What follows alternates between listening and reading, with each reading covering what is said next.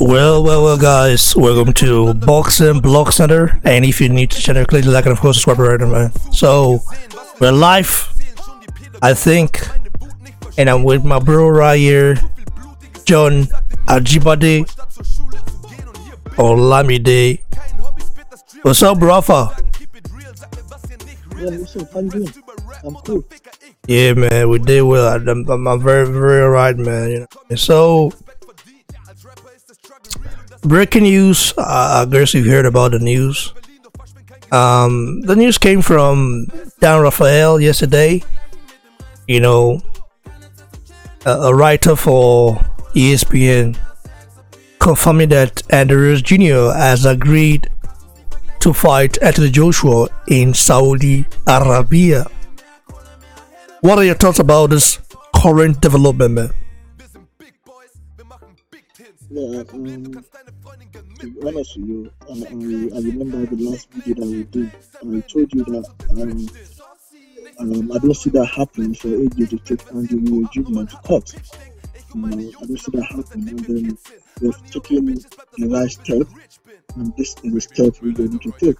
So I keep on saying it, that the location is not the problem to Ruiz Jr. It's not the problem. The problem that he has is the money. He needs the money to be increased. So, and he cannot just say it, just that, oh, I need the money to be increased. He cannot say that. So you need to be, to use a bit of game plan, to be able to increase the money.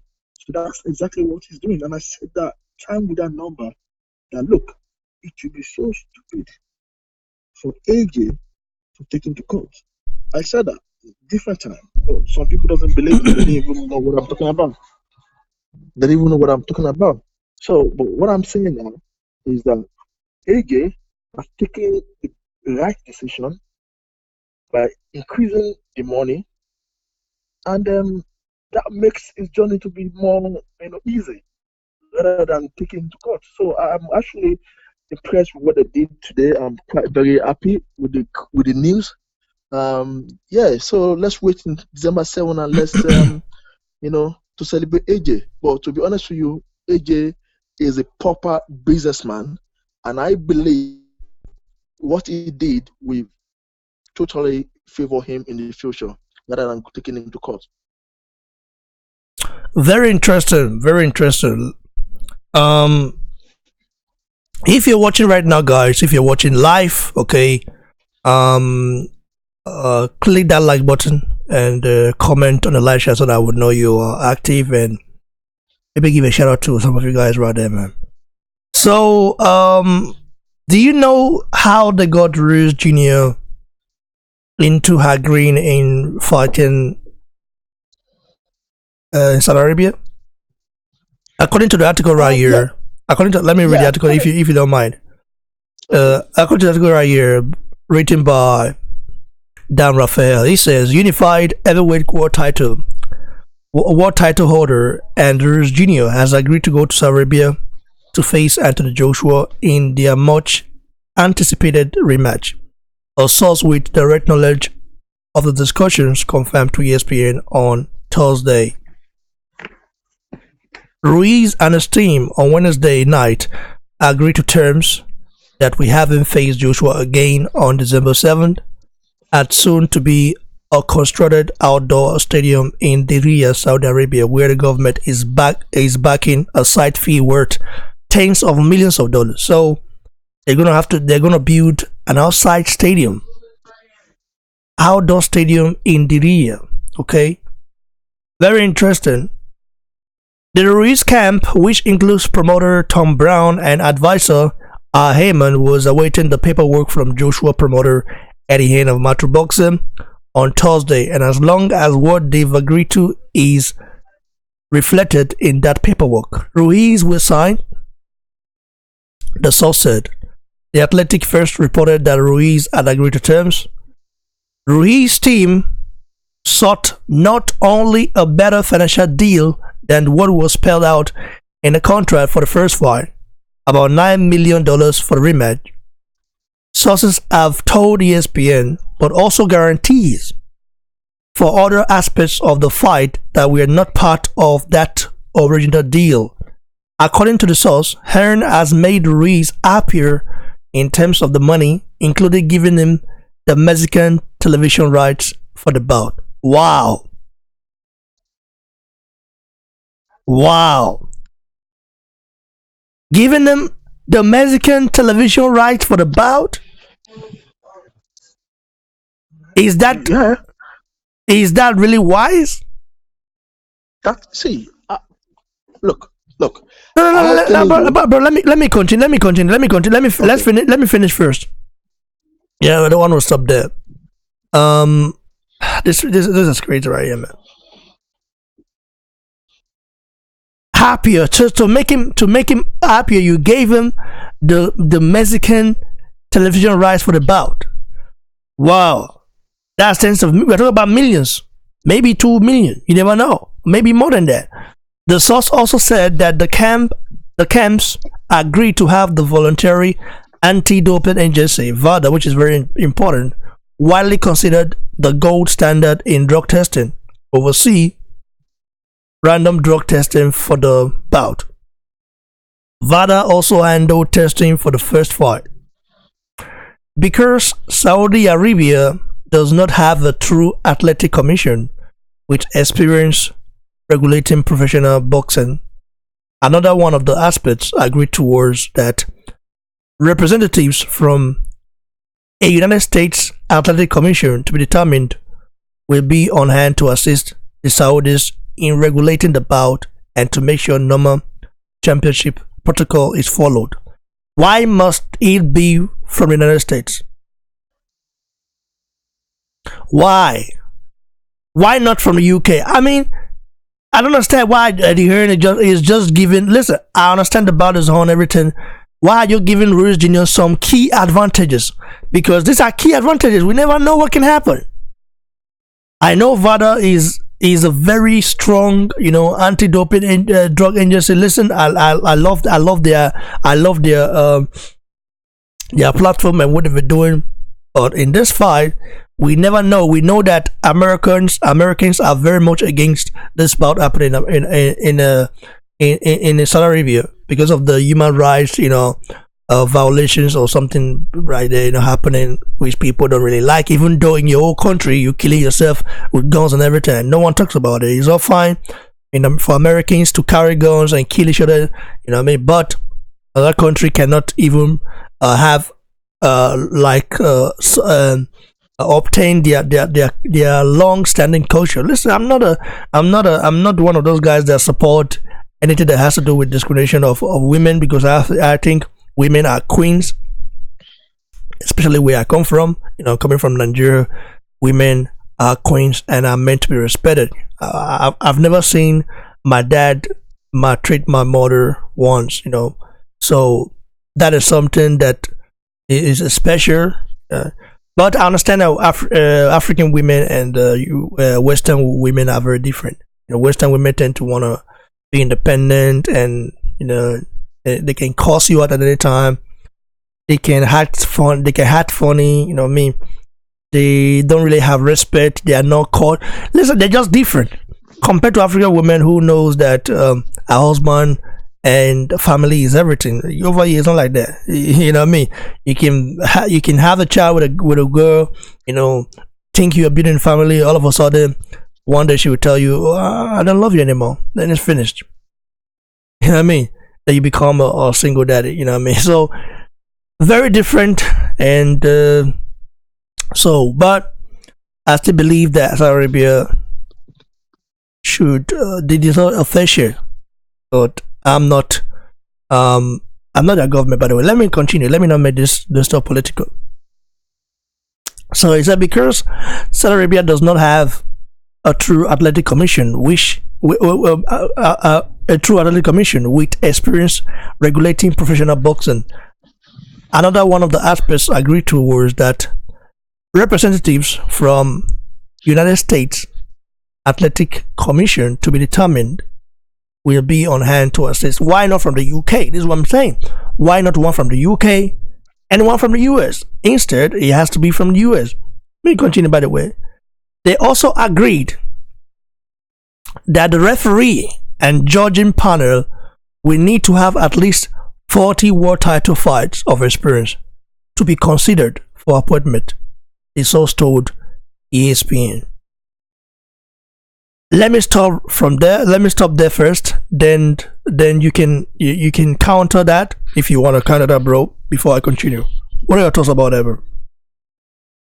You see, my thoughts still remain that Eddie Hall is a big and respected businessman. I love the way he does his business, and I think we think alike. You know what I mean? Whenever I'm thinking about, you can see from the beginning of the discussion, I never put sentiment. I went straight up onto business, and I forecast on what will happen, and which happened. I get my point. So I've said that earlier on. You were asking that why US? Why US? You know that Andy Ruiz Jr. does not want to have anything to do with UK. You know what I mean? So what Eddie is doing now is he just want to make the fight happen.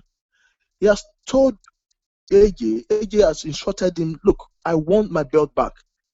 I want my belt back. So the next thing to do is to give him an offer that it will be so difficult for him to insist.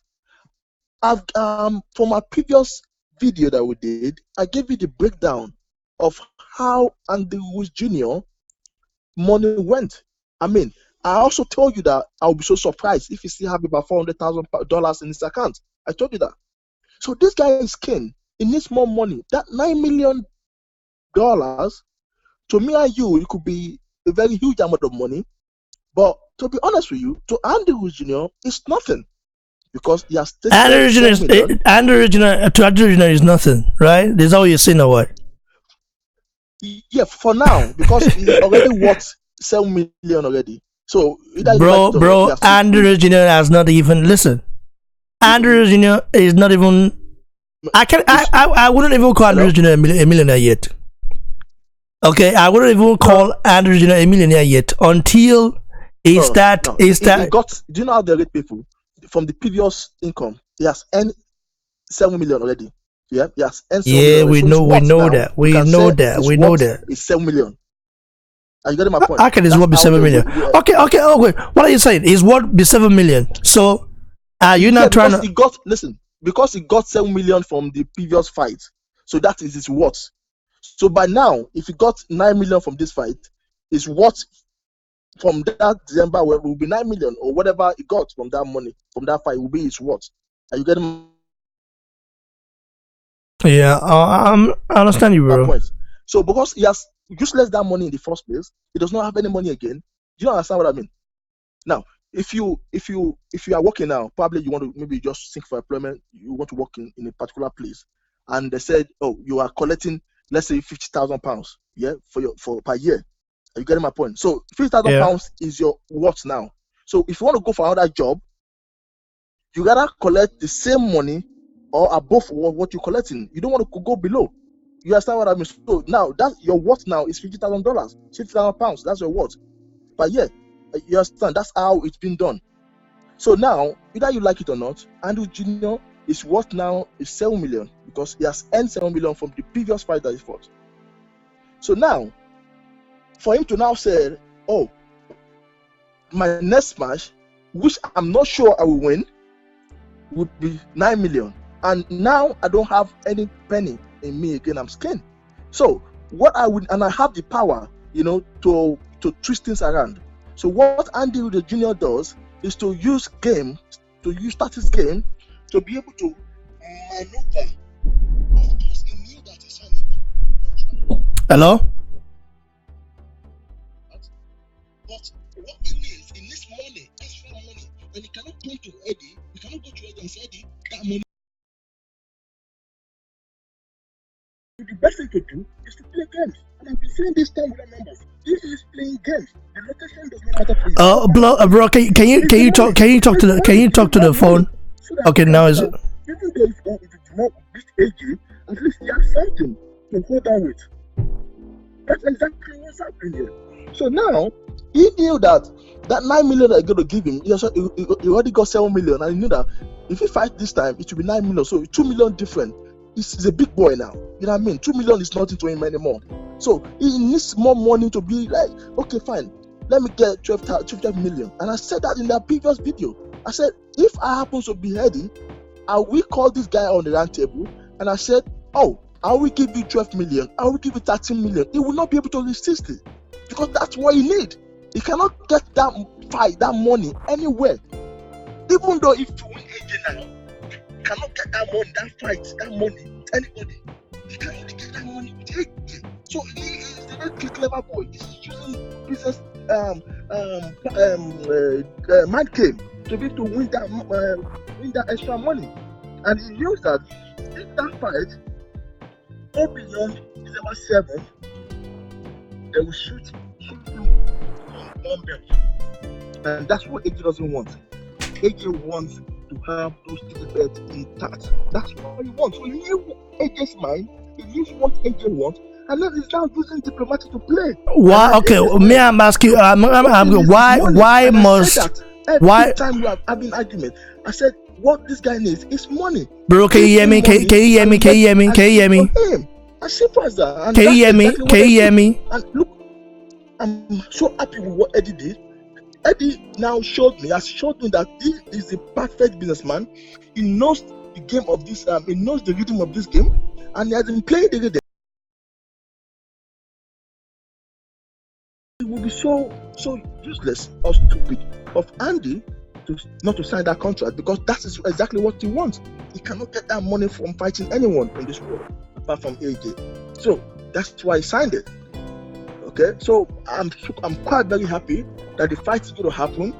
The agreement has been, it has been agreed, but not signed yet. But hopefully they're going to sign it, which I believe it will be signed.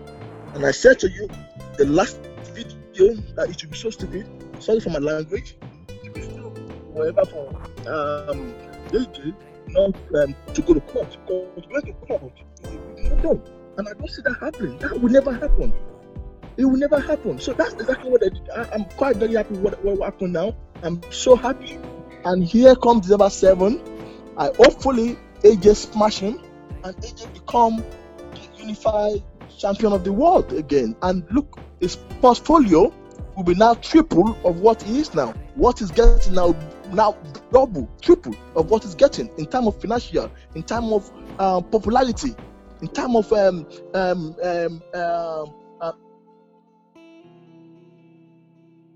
Hello? Are you there, bro?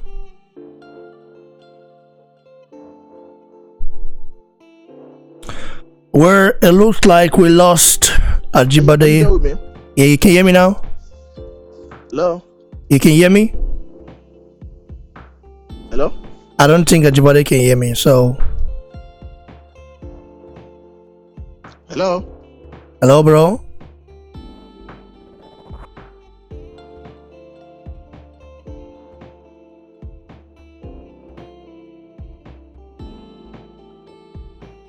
Let me try call back.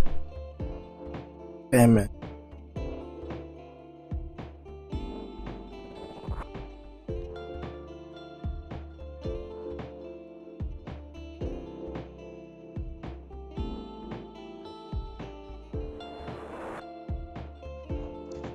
Hello, you there now, bro? Can you hear me now? Hello? Can you hear me now? Hello? Hello? Can you hear me?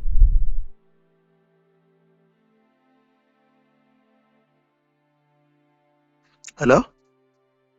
Can you hear me?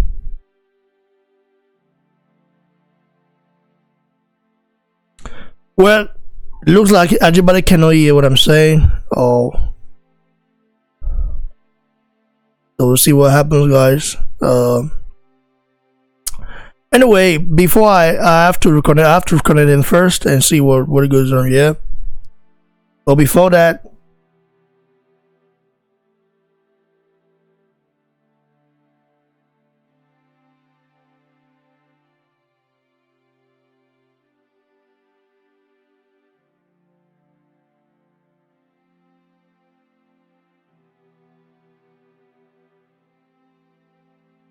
let me read the comments from the live chat.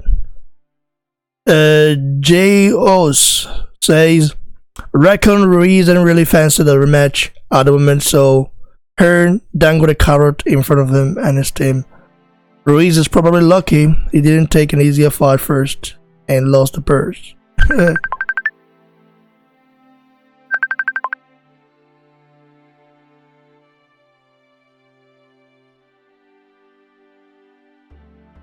Hello? Hello? Ajibade, you hear me so? Yeah, I can hear you now.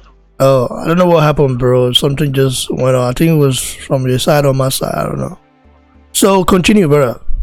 Yeah, so as I was saying, in terms of popularity, AJ will be well known. In terms of history, it should be so unique with that. In terms of money, it should be so increased. So everything about AJ will be like triple. You understand? So it does not want to forfeit all those benefits. You get what I'm saying now? It doesn't want to forfeit all those benefits. So it's so I believe no matter what they give Andrew Jr. now, is just a bit of what AJ is going to get in future if he win the match. And he got all those three belts back. So it's like you are giving dog a bone. Like, dog, have a bone and let me pass. You know what I mean? When you see a dog biting, and there's no way to pass. So if you have that bone, why can't you give him the bone to hit and you have your way to go? So that's exactly what I did, and I'm very, very happy with that. Look, Andy, Hedy is a very respected man. I love him so much. I mean, I'm learning from him. He's like, I won't like, he's a god of this content, honestly. Well, I've heard you, bro. I've heard you. So let's go to the next one. Let me continue. Because for me, having to give the Americans, the upper edge in this situation is a very bad decision, especially when Heyman is a very slick businessman. Yeah, Heyman did this. Heyman made Ruiz Jr. do this. You know what I mean? Ruiz Jr. did. I mean, do you think Ruiz Jr. will ever get paid like that again? Hello? Yeah, I can hear you.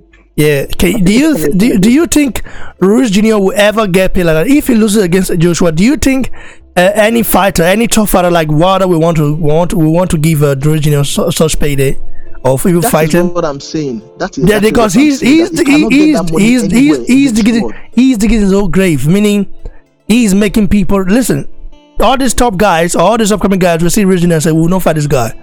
You know what I mean? When we fight this guy, this is how it is. This is chameleon. The people he's shown himself to be a chameleon.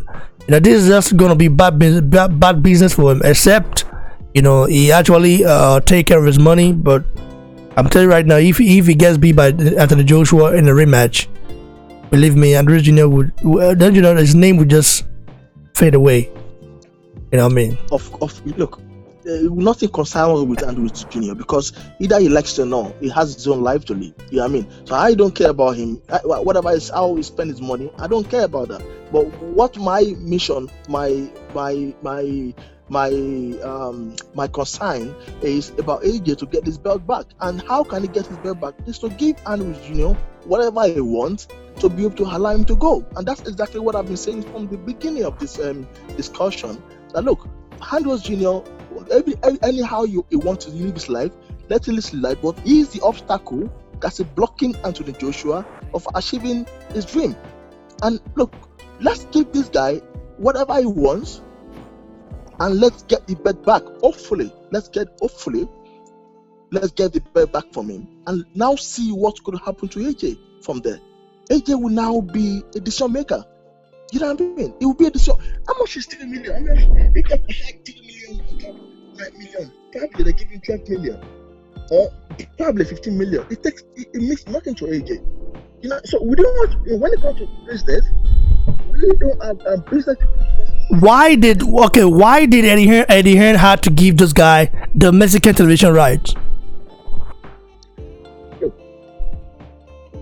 What talk about huge payday? I mean, Mexico has never had to listen. I'm just talking about listen. Okay, anyway, Eddie Hearn knows what he's doing.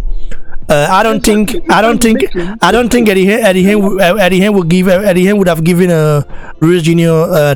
American television right. Yeah, because he knows there's more money there, and the UK one. And you know, anyway, that guy is not smart enough. To be honest with you, if he's smart enough, if I happen to be the one in the shoe, I would say the TV rights, yeah, the UK TV rights, the American TV rights, wherever it should be equal. You know what I mean? Because how many people is going to watch in Mexico? When Mexico, we know Mexico, they are not like very crazy about sports like that. I mean, boxing. You know, I'm starting to be corrected, you know. But look, whatever is going to get there, let it get there. If it's 1 million, 2 million, let it get. 1 million, 2 million is nothing to AJ. You know, take that 2 million, just have it, and let me have my way to go. Let me have my way to go. If that would make me, if that 2 million will be the clause for you not to fight, okay, I'll give you that 2 million. Okay, in fact, I'll put 1 million on top of it, making 3 million. Come and fight me. Let me get my belt back. All right. Let's go. Let me continue, bro. So let me continue reading. Initially, Ruiz said he wanted to have the rematch in the United States or Mexico, and backed at going to Saudi Arabia. Even though the contract is signed for, their first bout had the rematch clause that spelled out terms for a secure and gave Joshua's side the right to determine the date and location of the rematch. Few expected Ruiz to alter one of the biggest upsets in heavyweight history when he took the June 1st bout with Joshua on just a few weeks' notice after Gerald Big Baby Miller was bounced from the fight for failing 4 random drug tests.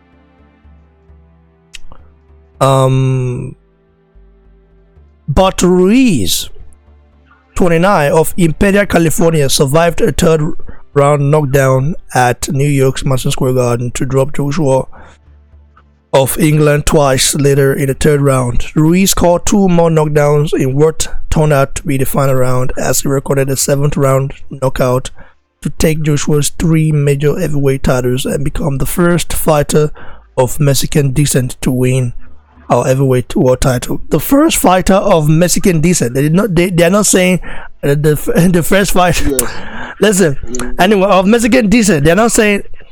Anyway, let's continue. That affair is very professional when it was in what he writes sometimes. You know what I mean?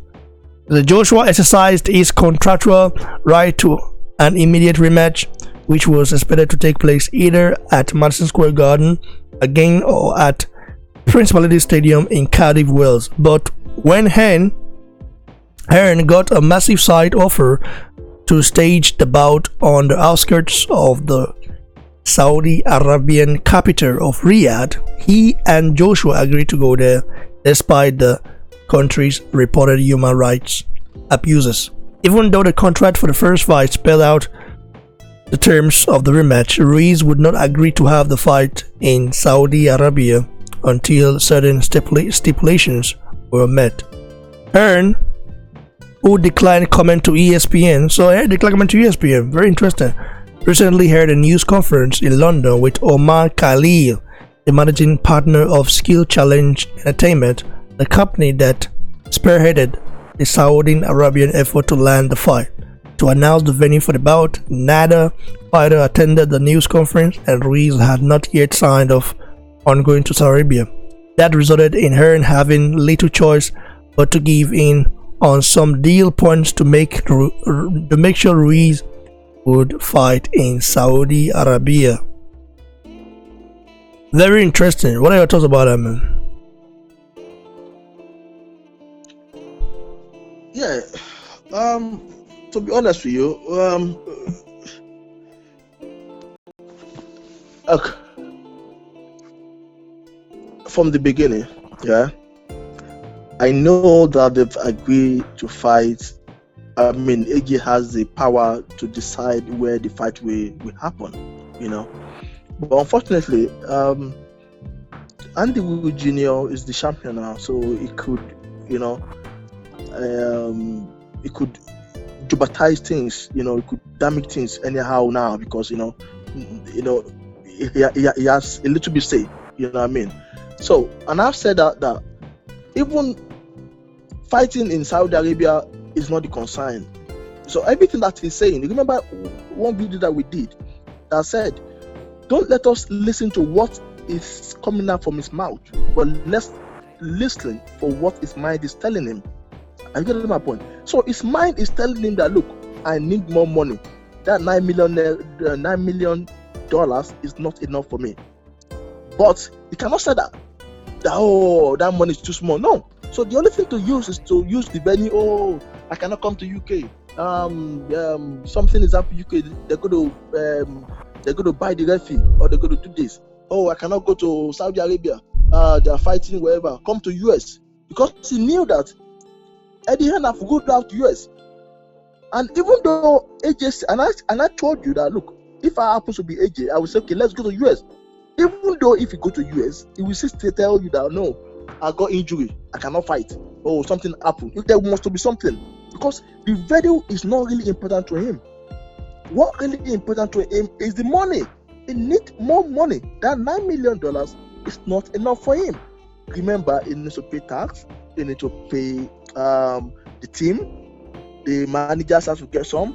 A lot of money have to get from that. Maybe from that $7 million that he got from the play, from the wherever, maybe it's only $5 million that comes to him, or 4.5. So the remaining 2.5, whoever, could have gone to other departments, like his, manager, his team, the tax, everything like that. So we need to put all those in consideration. The $9 million is not the total money that comes to him. So he wants more money this time around, because the money he got from the beginning is not enough. So, and he cannot say that, oh, I need more money. He cannot say that. It's not allowed. So he need to use some delay tactics to be able to, make you want to frustrate you. And that's exactly what he did. And he's successful in doing that.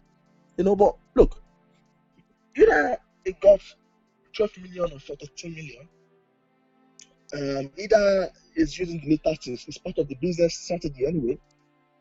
That's allowing business anyway. So the contract is going to be redraft, which is also allowed.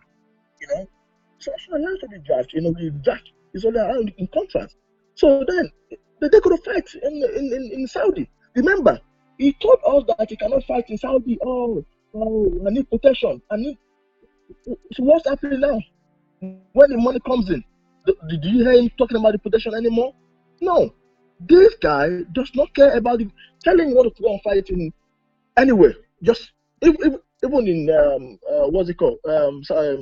What's Afghanistan? We will follow you as long as the money watches. This guy needs money, and that's the reason why he's using all those. Listen, bro. It's not money. It's not just money. This guy saw that he could not escape from what he signed. That's why it's like he had to take it. That's just the fact. That's just the fact. There is no escape. There is no escape. There is no escape for him, because I don't see any reason why Ahemon would allow any of his fighters to go to Saudi Arabia. I'm just telling you, Ahemon would not allow it. Ahemon, The only thing, the same Ahemon. Listen, let me tell you one thing. It's not the same Ahemon that told Luis Ortiz, okay, to turn down the sum of $7 million to fight Wilder. Luis Ortiz is gonna hand way less to fight Wilder.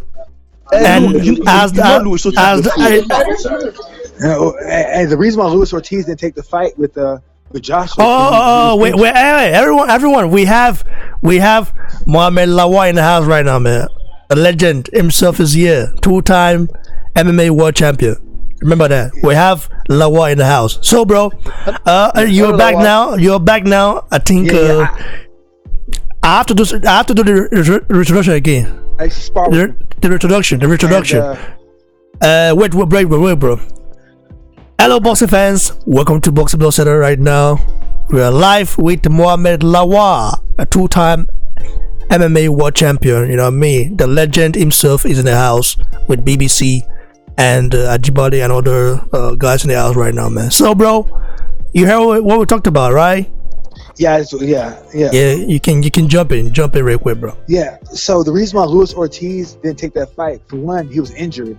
He wanted to take it, but they wanted more money because they're like, hey, we're not prepared. And Luis just had I think he had hand surgery or he hurt his hand and he was just coming back to the gym. So when Big Baby failed that drug test, at the same time, that was Luis Ortiz's first time back in the gym. So like he wasn't prepared, you know what I'm saying? So that's why it's like, if we're gonna take the fight and we're gonna possibly lose, pay us more money. Interesting. You see, Ajibade is saying that Ahemon, hello? Yeah, right. Ajibade is saying that Ahemon told Ruiz to use some tactics to delay the fight. You know, do you really think Ahemon would have allowed Ruiz, to go to Saudi Arabia and fight? Before you answer that, Wait, wait, me like what topic with he know inside, he know what in the in a fighter, and he also in this in the boxing game for a long time. But I did not say what you said. I said what makes him to delay that fight is money. Bro, we are saying the same stuff because Ahemon is behind Ruiz Jr. Of course. So yeah, that's what I'm saying. This was around Ruiz Jr. Without Ahemon, Ruiz Jr. won't be shit. I'm saying it. Ahemon actually helped this guy. From his last contract with Top Rank. You know what I mean? So, bro, Lawa, can you please come in, bro? Yeah. So, what's the question now? As far as the question I'm asking is, right, would Ahemon have allowed Ruiz Jr. to go fight in Saudi Arabia if Team Joshua didn't have no leverage in the negotiation table? I don't know. It depends on the money, because really, when it comes down to it, if really doesn't matter, because really, when it comes down to it, Joshua is the name. You know what I'm saying? Like, if Ruiz is the name, they'd be fighting somewhere else, but he's not. So he's the B side. So when it comes down to the B side, always has to follow the A side. People didn't go watch Ruiz fight Joshua. They went to go watch Joshua beat Ruiz, but that didn't happen. If you remember, people were shocked. I remember at my house I was watching the fight, and I thought, I'm gonna be real with you, I was worried about that fight for Joshua, because for Big Baby to getting someone that's totally different. Then you see Andy Ruiz was already fighting someone similar in style and height and a similar style as Anthony Joshua his fight before, so he was already prepared for someone taller. Joshua wasn't prepared at all. Very interesting. So you're saying that Ahemon would have allowed Ruiz Jr. to go to Saudi Arabia? Man, I don't see it happening, bro. Do you think money is money? Bro, do you think Ruiz Jr. or let's say any of Ahemon fighters haven't been offered, a chance to fight Saudi Arabia before? I doubt it, because the thing is, think about this, right? Saudi Arabia, Abu Dhabi, and Dubai just got big in MMA over the past few years. Boxing is not that big in the Middle East. MMA is. I've been to Dubai and Abu Dhabi. Grappling is a curriculum. Jiu-jitsu, they teach that in the high schools there, not boxing. So when it comes down to it, like boxing was never big in the Middle East. Jiu-jitsu was, and wrestling is. That's why if you think about like Amir Khan fighting there was a big deal because they really they don't have any boxers there in that region. And then too, like money is money. Like where else would Andrew Ruiz get that big payday from? Deontay Wilder? Probably not. Probably later, but he got the opportunity to make a big payday versus Anthony Joshua.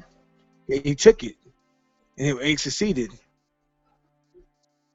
I think Al Haymon's more invested in other guys like black fighters, like Deontay, Ajagba. He's like I know you guys don't think that he's good for Ajagba, but honestly, he's doing the right thing by Ajagba because look at Deontay Wilder's career. Deontay Wilder didn't get moved too fast. He got moved at the right pace. Ajagba doesn't need to be moved fast. Ajagba's a young heavyweight. Heavyweights can fight in their 40s. So why risk your payday? Let him move him slow. Let him beat everybody. Let everybody else that's good get old, and then he'll be the face of the heavyweight division. That's what they. But is Deontay Wilder the face of the division right now? No. But what I'm saying is like in a few years, think about this. Deontay Wilder never fought Klitschko for a reason. Anthony Joshua fought him, but Deontay Wilder never did. And then after Anthony Joshua, after Tyson Fury finally beat Klitschko, that's when Deontay started fighting better people, because Klitschko's out the picture. I have friends that were in the sparring camp they're in training camp with Klitschko and Deontay, and they're like, Mo, I watched Deontay get smashed by Klitschko. Very interesting. So the thing is like Ajagba needs to move slow. He's very green. You said Mo, if Ajagba fights someone with good footwork and this and that, he have problems. Well, the thing is right now, most of the guys with good footwork are already at the top. There are a few that are young, but the thing is by the time they fight Ajagba, he'll be champion already. Very interesting. Yeah, bro. In a few years' time, we know we've got killers in the we've got killers in the game, right? Mm-hmm. Guys that can guys that can compete with Ajagba, and the guys that are a little bit younger than Ajagba. You know that? Yeah. But my thing is, who are these killers? Asking, who are these killers? We have. Let me tell you, we have Tony Yoka. Okay. But Tony Yoka is still young in his career. By the time he fights Joshua will be. By the time he fights Ajagba had like 20-something fights in his career. Bro, Tony Yoka is a gold medalist. Yeah, I know. You know what I mean? We have Daniel Dubois. Okay, Daniel Dubois. There's two. We have Filip Ergovic. Nah, I don't think he's that good. Nah, I'm not. You take him off the list. I'm not impressed by him. Filip Ergovic is not that good? No, bro. Kevin Kingpin Johnson fought him on 36 hours notice. I know Kevin. That's my boy. Kevin went out there and competed with him. 36 hours notice. Not training. I know Kevin. Kevin don't train. He just took the fight. He was like, hey, was the payday? All right, I'm going. And he took my homeboy, my friend Gary, with him. Gary's not his coach. But do you know that Kevin Johnson is really a hard fight for anyone? Yeah, he is a hard fight, but because he's a very good defensive fighter, bro. I'm telling you the truth. 36 hours notice with no training. He was in I think in North Carolina just hanging out with people, and he took the fight on 36 hours. That Felipe, the guy from Croatia, was training. He trains in Florida. He trains with Pedro Diaz and my friend Tyrone Spong. So I see him.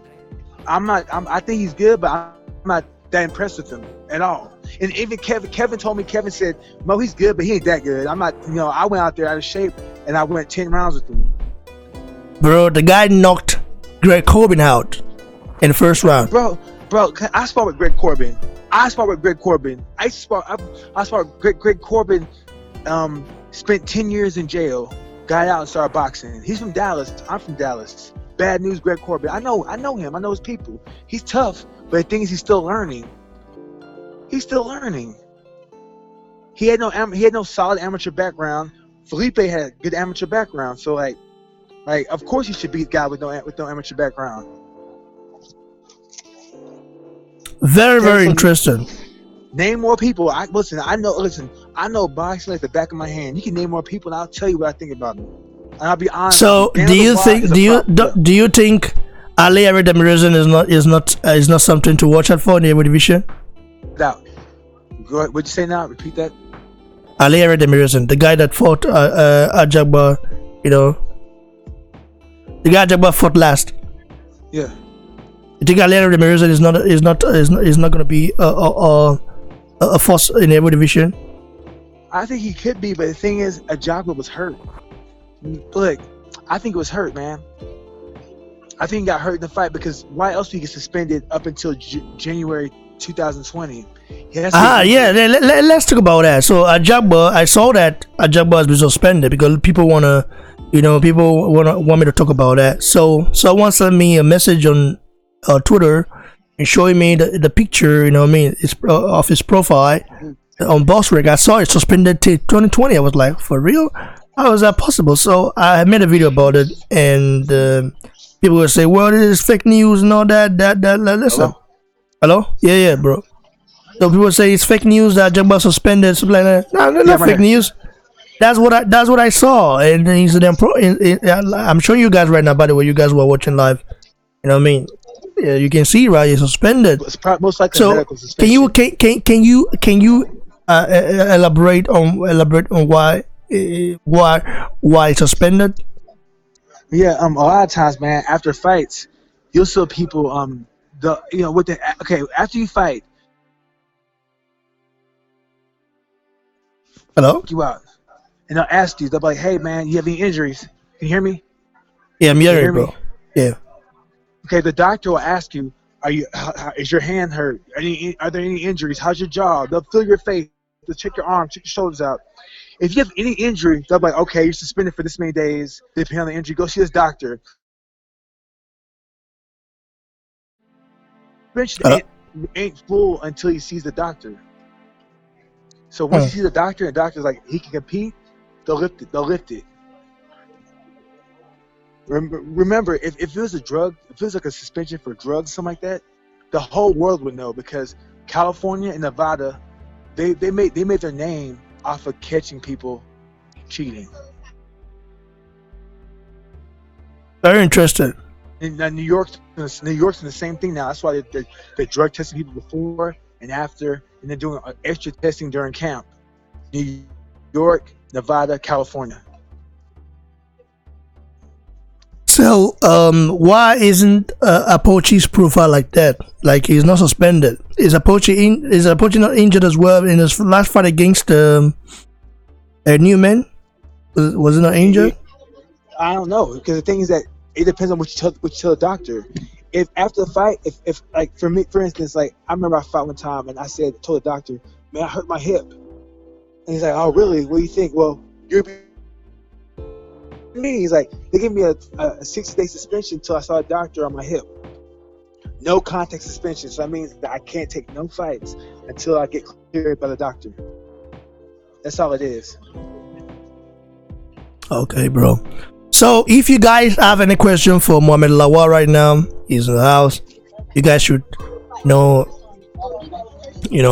ask your questions. Leave your question on the live chat. You know what I mean? And bro, let's go deeper. Let's go deeper. What are your thoughts about Joshua Ruiz too? And who do you think will win that bout? I you know what? I'm gonna be honest with you. I think that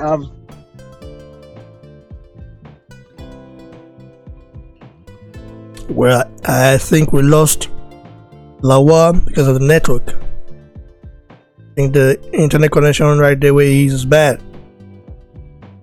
So, very interesting. Bro, I didn't. Bro, can you repeat again because we lost you, bro. Okay, so I think that this rematch, I got Joshua because Joshua knows what to expect from Ruiz. I think he'll fight. I think he'll fight longer because he had success when he's throwing his jab, than fighting long. He won't fight on the inside this time. That's the mistake he made. And I think that the travel has Team Ruiz shook. They don't like the fact they have to go to Saudi Arabia. So I think everything's. I think Josh is going to do good this fight. Interesting. So, what you want? You think Joshua should fight tall and not low?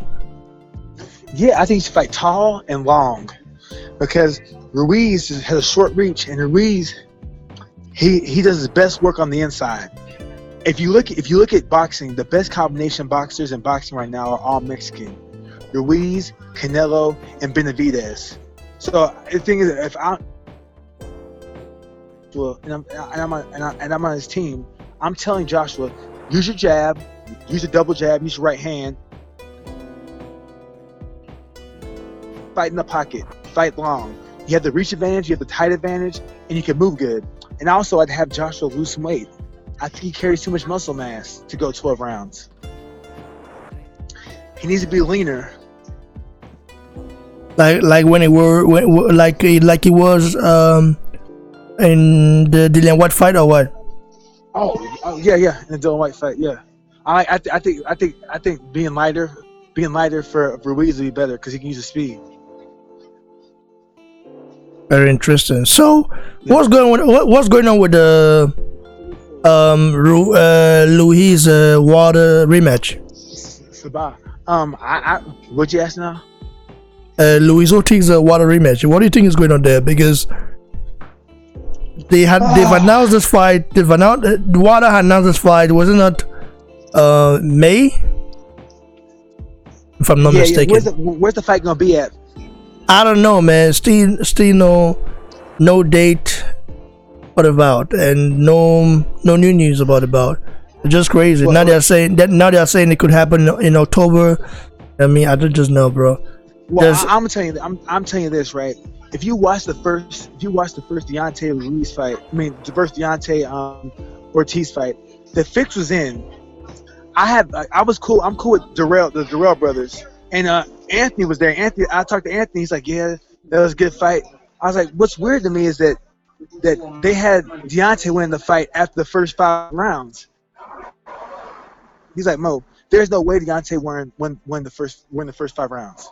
He's like, he might have won the 4th in the last 10 seconds, but that's about it. And if you look after Luis Ortiz got dropped, the next round they kept on fighting.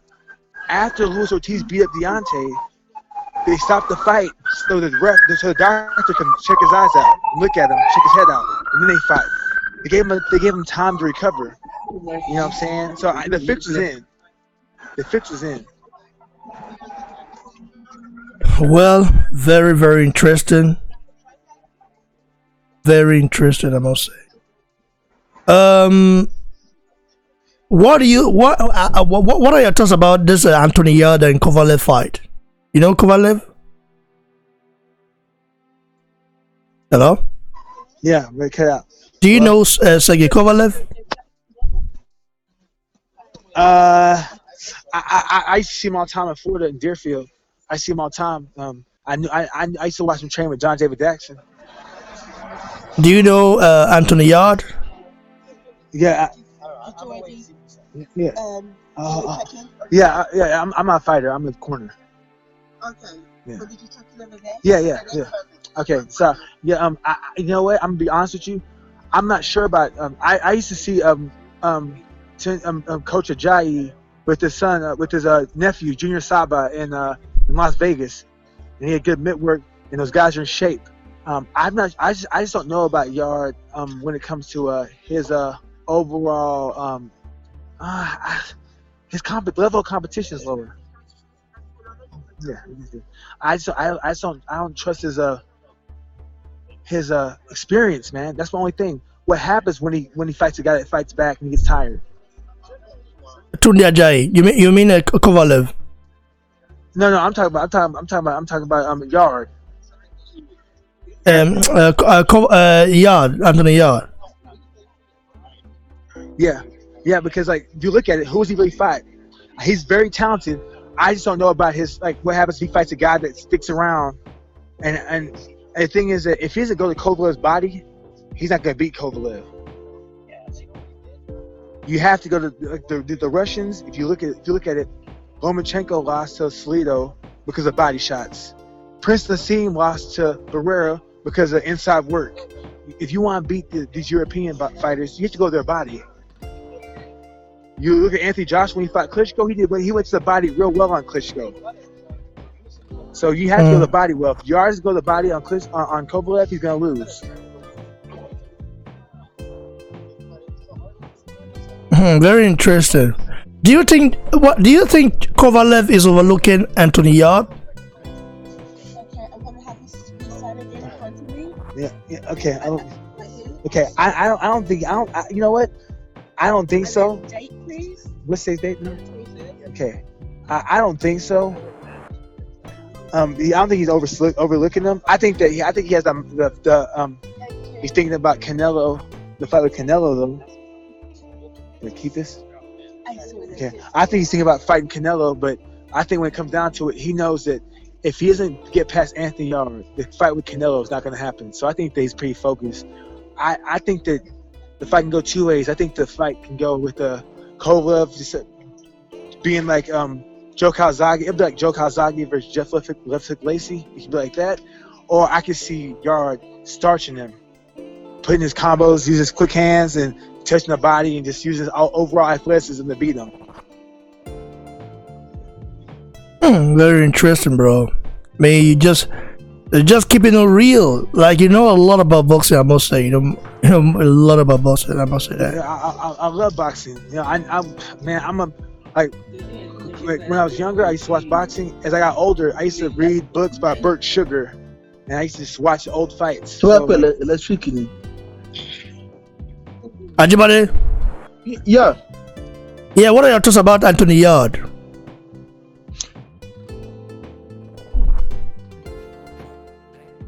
Hello?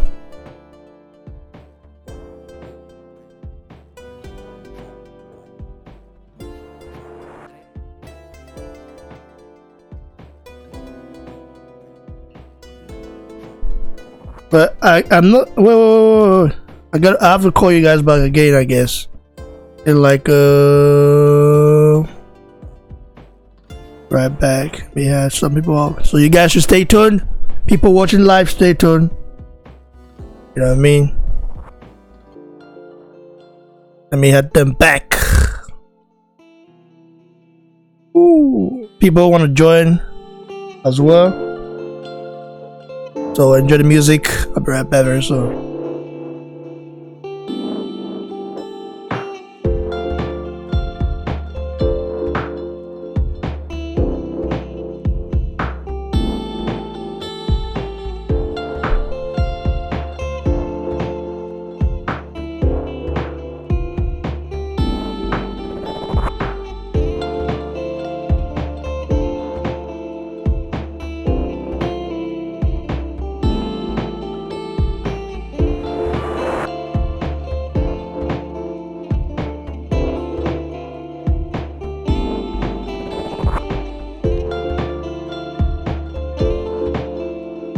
For him, you know, you could see that the credible fighter. Ajibade. Yeah. It wasn't live, bro. Repeat, please, because it was not live. Like something called that just made it go off. So what are your thoughts about Anthony Yarde? Can you repeat, please? Yeah, my thought about Anthony Yarde is that he's a good fighter. He's a good fighter. However, he's been selective, you know, which is not really good in terms of boxing. When a boxer starts being selective, he gets to go down the stream, you know, and you don't want that kind of thing to be happening to you as a boxer, because you should be aiming to be a heavyweight world champion. So, but the way it's going now, people start noticing him that he's being selective, and it's just like a copy, just photocopy of Wilder. You know, when Wilder was still going on, and you know, from the beginning, we don't, you know, Wilder is not like keep on selective, you know, and that happens to his career as well. So I think for now, Anthony Yash should be change his way of life by fighting credible opponents, which I believe by then it will increase his profile in the world of boxing. Okay, so everything he says is true, but here's the thing: the reason why the reason why Wilder and Yard were moved so slow is because they had no amateur background. Like Kovalev fought vastly as an amateur. Yard had 15 fights as an amateur? Nothing. I know guys that had like 70 or 80 fights as an amateur, and they didn't even turn pro. Deontay only boxed for 2 years in amateur, so he probably had about 40 fights. That's nothing for pros. You have guys like Kovalev, probably had about 150. Lomachenko had 300. These guys are having hundreds of boxing matches. You know what I'm saying? So like, the only way they can get experience is if they be selective with the opponents until they're confident in stepping up into the next level. Well, obviously, Yard is confident stepping up to the next level, facing an older Kovalev. Mind you, Kovalev took a lot of damage versus Andre Ward, took a lot of damage versus Alvarez, even though he came back and beat him. And he isn't like the same. He changed trainers. He's been going through stuff with some girls trying to file sexual harassment charges on him. So he's going through a lot of things, and I feel like maybe Yard and them see something they can expose. And I see things that can be exposed too. The body work, the speed. It's just that I don't know how well Yard's conditioning is facing someone that's going to fight back. Now, I know Coach Ajayi gets his guys in shape because he has stamina for sale. But it's different when you have a guy fighting back. When a guy's fighting back, the stress fatigues you. So Kovalev will fight back. That's why you see Kovalev get tired, because usually back in the day when Kovalev was fighting, he'd run through people. But when he started facing guys like Andre Ward and Alvarez, he'd get tired because he's facing someone that's fighting back. Before. All right, bro. Sorry, bro. Mohamed Lawa. Sorry. I think we have someone in the house. Okay. Walter Anasodo. Are you there, bro? Right, that's me. I'm here. Yeah. Introduce yourself to the audience. I mean, I always see your comments on the live chat, but I've never actually, Yeah. spoken. My name is Walter. I'm Nigerian, just like the rest of you. Live in the Caribbean at the moment. In the Caribbean. Yeah. Where the Caribbean? Where? Right now, I'm in Jamaica. I'm actually a medical doctor. I'm working with the Ministry of Health. When I'm not in Jamaica, I'm in Maryland, USA. Well, do you speak in English? Of course, I do speak in English. Definitely, man. Because I don't say anybody, any Nigerian person be saying on step in English. That thing it go hard though. Yes, I don't understand. So hi Jamaica, right? Hi Jamaica, man. Good, man. It's a place you want to be. Wagwan, man. Wagwan. All is well over here. Have work in a few hours, so this is the right time to put in my thoughts and let's get it going. Definitely. Do you know who Mohamed Lawa is? No. I actually don't know the intricacies of boxing, but I just watch, and I follow certain people. Mohamed Lawa is not a boxer; he's an MMA fighter. MMA, right? Yeah. He's an MMA guy, so he's not. But he knows a lot about boxing. So, Burma's old boxing coach is right here with me. Burma's old boxing coach is right here with me. Oh yeah. But Mr. Vin is there, right? No, it's old boxing coach. You know what I'm saying? For real? Yeah, Coach Rodney Chrysler. Y'all see him in people's corner. You know what I'm saying? He's a good boxing coach. I used to spar with some of his guys in Vegas. You know what I'm saying? Oh yeah, good. Yeah, he's a great coach. Yeah, good. That's interesting. So Walter Anasodo. Yeah. So what are your thoughts about the division and the Ruiz Joshua saga? It's nice to always hear everyone's thoughts on it because right. we're all boxing fans. So all right, I'll say this: I have a special interest on seeing how the rematch goes, and this is why. This dude too. Joshua has every attribute to beat shorter guys, but he never uses his attributes. And I think that's because He's Mike doing Tyson something. has been a major See how inspiration to is he him. healthy? So he always loves to come down to their level and fight them. That's one Can't component tell of us. why he He's in the lost. hospital for 2 weeks. Can't tell us. Came back and fought. Now, the second That's his component as shoulder to too. why he lost was mental. Personally, I believe Joshua lost the fight before even coming to the ring. All right. You hear me? Ah, you mean Joshua lost the fight before even coming to the ring? How is that I'll tell you possible? why. I'll tell you why. Joshua said the night before the fight, he stayed up till 3 a.m. watching, trying to understand Ruiz. Like, who does that the night before the fight? Coming into the ring walk, Joshua can say he wasn't panicking, but the truth is that was not the Joshua that we saw. I think he believed he could beat Ruiz, but I think maybe 2 weeks before the fight, he started to realize, okay, this guy is not as easy as I thought. In the current, he asked Joshua, who do you want me to give you for the rematch? Joshua said, give me anybody. You know, when they mentioned Andy Ruiz, he thought this is someone I can blow apart. I think as the fight got closer and closer, he realized, okay, this is not as easy as it should be. With that being said, if Joshua had enough preparation, he would have beat Ruiz. Ruiz is not as good as Povetkin. And I'll tell you why. Povetkin has more power.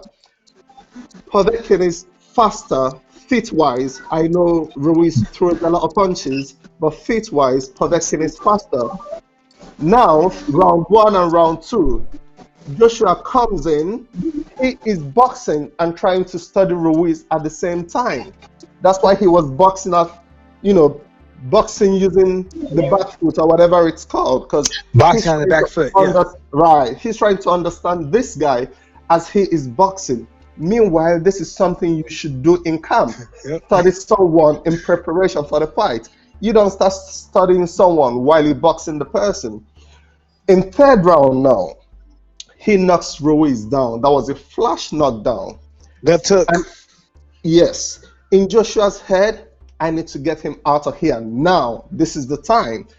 Every factor mentally starts to play a role. Wilder beats Brazil in first round. So I got to get this guy out of here. If I don't do it now, it starts to look bad on me. That's one. Two, I don't understand this type of pressure that this guy is bringing here. I didn't have enough time to study him. So you know what? I got to make this end now. Joshua lost focus. He paid no respect to Ruiz. You have to pay respect to your opponent defensively at all times. At that point, he started swinging because he needed the guy out of there by all means, and that was why he got caught. And the punch that knocks you out is the punch you don't see. That left hook, he did not see it coming at all. That's why he was hurt. Now, this is where the muscles come into play. Your muscles require a lot more oxygen. He was swinging, getting himself tired. That's one. Then when you get punched at the back of the head, it takes away your equilibrium. So if you were going to recover in 2 rounds, now you need probably like 5 rounds to recover. And this is a pressure fighter who is not going to give you that time that you need to recover. That's why Joshua cannot recover. So it was partly mental, it was partly physical. Now, this is why I think he beats Ruiz easy in the next fight. You got to fight a combination of how you fought Povetkin and how you fought Parker. He fought Parker standing up, using his jab at all times. Ruiz is short. He has to come in on the inside to land his punches. If you stand up straight and you're jabbing continuously, double jab, triple jab, he has to escape that jab to come on the inside for him to deliver his punches. Now you are making him walk into your right hand. Instead of forcing the right hand, you're making him walk into it. That way he doesn't see it coming. Ruiz saw all of Joshua's punches coming apart from the flash knockdown. When you see a punch coming, you brace and you absorb the punch. But when he's going to be rushing in to get on the inside and through, he ain't going to see that right hand coming. and he's gonna get hurt.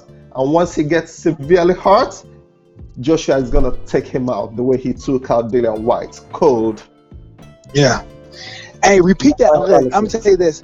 Hey Raymond, everything the guy said, man, I don't know if you boxed it for, but this is the same stuff I said. That's great. Great breakdown. Perfect. Man, that was great. Yeah, so Very interesting, doctor. For a doctor, you know, you can actually break this down. He said the same stuff I said. He said the same stuff I said. He's crazy to think that you know, I have to really thank all of you guys, you know, because without all of you guys, I don't see myself being in this position that I am right now to actually, you know, it's amazing to have Nigerians support me, because I never expected Nigerians to support me. You know what I mean? When I created this channel, it was for the basic of actually, you know, reaching out to all Nigerian underground fathers to try to promote them and get their names out there. But because it's like a hobby for me. So I never saw it actually evolve into something magnificent as it is right now. So it's nice to see every one of you guys. So for those of you guys who live in Saudi Arabia, I know Nigerians live in Saudi Arabia. Some of them, you know, I spoke with some of them as well. But the ones who are ready to speak out, it's time to speak out right now. If you live in Saudi Arabia, be a Niger guy, you know, come to the show and let's ask you some questions, some deep questions, because the ones that I talk to, those ones, they don't wanna talk, like they're scared or something like that. I don't know why. I don't know. Like it's like they're scared or something like that. They don't want to talk about. Even though I've told them, listen, I'm not gonna go political. I'm just gonna ask you about the environment, how it is, because I've been invited to go there December, but I don't know if I'm going yet, because I've got just to do, you know what I mean? So it's nice to have you guys rest. So do you know Anthony Yard, if I may ask, Walter? Oh yes, I know him, and I'm rooting for him, definitely. How do you think he beats a legend like Kovalev? This is it. For me, the good younger guy always or almost all the time should beat the good older guy. This is it. If he goes in there trying to force a knockout, Kovalev is going to beat him. Go in there, box. What I love about Anthony Yard is that he has a lot of patience and he believes in himself at all times. If you watch his recent interview, you see how calm and how mentally ready he is. It's going to play a huge role in his success. If he stays calm, box and jab, trust me, middle, I'll say round 6, round 7, the person to be tired should be Kovalev. He's the older guy, and if he doesn't get Yard out of there early, he's going to panic. Yard should not panic. Stay mentally focused. Round 6, round 7, put it on him. Once you put it on him, he's going to panic. And if he does panic, hello, bro. Sorry to interrupt. We have someone in the house that goes by the name of Miles Connor. What's up, bro? Hey, what's going on? I was just making sure my mic was working. All right. Okay, using the mic. I thought you were using the phone or iPhone. No. I mean, so how you doing? Introduce yourself to the audience. You know what I mean? Nice to have you here. So, thanks, man. Thanks a lot. I've been watching your videos for quite some time, and they're entertaining. So you understand what I say when I speak, right? People come to my channel and say, I'm going to tell something. People come to my channel and say, this guy, you have a hard voice. What accent is that? I always tell them, listen, my voice, listen, when they see my picture, they say, this guy's young, you know, but when they hear my voice, they're like, oh, is this a old man talking? You know what I mean? You know, so I thought the same thing. I wasn't sure it was your Facebook. Oh, really? Well, that's my Facebook. That's me, bro. That's my Facebook. That's me. There's no one else. So, The thing is that I'm amazed to see that lots of people support my channel, and even though I get some negative comments as well, and but I still appreciate Kinda people that yesterday. support me. So can Yeah. you tell the audience how you found out about my channel? I mean, it's interesting right now, Uh, man. It's okay. interesting. Well, when I started watching, like, I think it was, where did I find you from? I know it has to do with that Efe Ajagba guy you're always talking about. Oh, Efe Ajagba. Yeah. Oh, Okay, okay. I was Uh, looking up heavyweights, you know, new heavyweights with Deontay Wilder, and then all of a sudden I came across one of your videos and I liked it and I subscribed and I've been watching ever since. But yeah, do you really think he's good? Because I've been wondering that. He looks pretty well, good, but I'm not well, getting much. I think Ajagba is a very good heavyweight. I mean, he's got the goods, you know what I mean? He's got the strength, he's got the attributes. But even though people tend to think I hate the guy or I dislike the guy because of what happened, listen, I don't hate the guy. You know what I mean? He's a Nigerian. I actually started promoting him. I'm the first guy to actually start promoting him on YouTube. Like, I actually started, if you go to YouTube now and look at the videos, now you see many videos that I've done about Jagba. You know what I mean? So I support the guy. He's a fellow Nigerian like me. But I think he's got some things to work on, especially the head movement. His last fight was not the most exciting one so far because he met someone that took all his punches. I mean, that was able to, kind of not out power him because you could actually tell that Ajagba is a stronger guy. Okay, but Ali Erin Demirezin, the last opponent he fought, came in with a very dangerous game plan for Ajagba, and Ajagba needs to actually work on his feet. His footwork is not, he does not move too well, and I don't know if Ronnie Chase is the one that is going to teach him that, because Ronnie Chase have a very limited style. We know he's the former trainer of Mike Tyson, but we all know Mike Tyson was not the best defensive fighter. He was not a defensive fighter, and Ajagba, if you want to make him the full package, okay, then you've got to work on all angles, yeah. especially the footwork. Defense. The footwork is a must. The head movement has to be worked on. You know what I mean? And also his defense. He does not know how to defend that well. But I'm not criticizing the guy. Even though people, from my fellow Nigerians, tend to think, "Oh, I criticize the guy." Listen, I just want the best for him, and that's it. So, what do you think? What are your thoughts about Ajagba as a fighter? Do you think is a real deal, or you think he has a lot to learn? You've watched him fight, so Well, I thought he was. I thought he was a secret flying under the radar until I guess the last fight, and then yeah, I thought he was like a secret. I was like, oh, there's a guy coming that I know about who's young.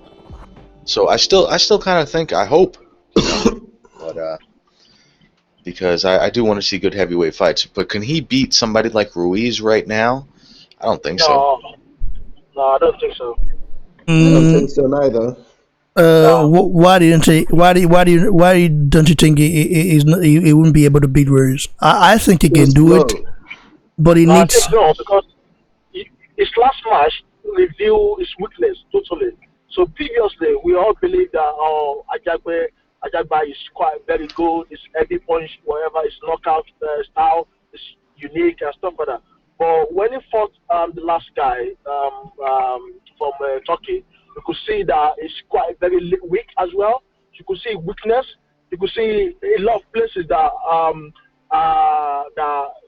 actually the guy could have defeated him. I mean, defeat him if he hasn't take chances. So previously, I mean, basically, I believe Ajagba still have a long way to go, and it's too over publicized to the public, which is not really ready. To be honest with you, that's my own thought anyway. I believe he still have a long way to go. So the popularity in golf is more than the status at this stage. So that's what I thought. That's my belief anyway. What about you, Walter Nasudo? For me, his lack of speed, his lack of defense, and his lack of experience is why I think Ruiz will beat him. If you allow Ruiz to counter you, Sorry to interrupt, bro. Sorry to interrupt. By the way, this is a doctor, analyzing fights right now. It's crazy. Doctors. Listen. If you tell me you're a doctor and you say you know about boxing, I would say, nah, man, you don't know shit about boxing. But it's crazy to see that Anasodo can actually analyze fights in a very credible and I must say responsible manner. You know what I mean? Yeah, it's right, though. Yeah, it's right. So continue, bro. For me, one thing that Ajagba has going is he has a very good jab. He has a tremendous right hand, right? But Ruiz is fast and he is an excellent counter puncher. Ajagba does not move his head. He is not fast. I don't mean he's not like Joe Joyce, because Joe Joyce almost punches in slow motion. He's not that bad, but he is slow, does not move his head, and does not have enough experience as yet. So Ruiz is going to counter him, and once he counters him, it's good night. Very interesting. Very interesting. So, do you have anything to add to that, Connor? No, I agree with that last one. I see that. The counter and Ajagba. What's his name again? Efe Ajagba. How do I say it right? Efe Ajagba. That's also my name as well. Efe Ajagba. Efe means wealth, riches. In my language. But in his language, I don't know, because we're from different tribes, but we bear the same name. So that's cool. I used to watch the Samuel guy. Wasn't he Nigerian? Samuel Peter. Yeah. Samuel Peter. Yeah, he was good. Yeah, but the thing is that Samuel Peter is not 60 years old, right? Yeah. 60 years old. Although I can see that if you go to if you go to BossRec, it's official, Wikipedia page, they will say 38 years old. But listen, we Nigerians, we know how it is. Yeah. People keep telling me that Ajagba is 24, 25, 26. That's okay. Are you not saying that I'm older than Ajagba? Like, are you not you look at Ajagba, you look at me, I don't know if he can tell you. He's not 24. You know what I mean? So you have to understand that. Like, are you not saying Ajagba is my younger brother? Oh, what are you saying? But anyway, I just feel like, well, I tell the truth now, So some people don't like it when I say that, but at the end of the day, I support my Nigerian brother, and I just want the best for him. Samuel Peter fought Fury. Okay, was it not in Saudi Arabia? Yeah, Saudi Arabia. So that fight took place in Saudi Arabia. It was a very good fight. Do you know about Fury, bro, Connor? No, I don't know about him. You don't know about Fury? Fury? No. Yeah, the cousin of Tyson Fury, the guy that fought Joseph Parker. Do you know that his next fight will be against Alexander Povetkin from Russia? No, he's getting knocked out. I gotta tell you. So who do you think, Walter? Yeah. Can you analyze that fight for me? For me, Fury knows how to box tall, so I think he's going to have a bit of success. However, Povetkin is underrated. He is really, really good, and he has very fast feet. Like, he can jump in and out, in on the inside, outside. He gave Joshua a bit of trouble for the first 1 and 2 rounds. It's going to be the same thing with Fury. Fury is going to have a bit of success with the jab, but I don't think he has enough strength to keep Povetkin off of him all the time. And Povetkin's left hook is underrated. I think once he gets inside and lands that left hook, I think Fury is going to go down. But it's a good matchup because I actually think Fury knows how to fight tall. So I think Fury will have a bit of success, but Povetkin will win that fight. You see a knockout? Oh, wait. Personally, I see a knockout. You're talking about Tyson Fury? No, Fury, the cousin of Tyson Fury. What's his name? Fury. Okay. Yeah, I never seen him fight. Is he good? He's a very good boxer, but he lacks power. I mean, Right. Thank you. That's why I say he can't he keep lacks Povetkin power. off him for too And long because he and, doesn't have the power. and to be sincere, his dad is the former trainer of Tyson Fury, so he made Tyson Fury. He actually created that style. The style you Right. see Tyson Fury fight Know right how now. to fight tall and using your jab. That the father of the father of Fury, you know, actually made up that style. You know what I mean? So he's been successful so far with his own chat as well, which is Fury. But the difference between Tyson Fury and Fury is that Fury, I mean, does not really possess the power that Tyson Fury is not a power puncher, but he does possess some power because we saw how he wobbled Wilder in that fight. You know what I mean? Yeah, he Like did. that requires power because Wilder would have just walked over him.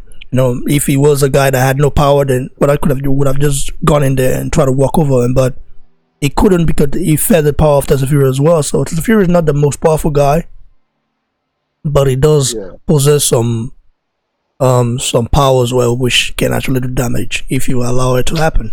So I haven't heard your thoughts about the Ruiz Joshua rematch in Saudi Arabia. What do you think about that, bro?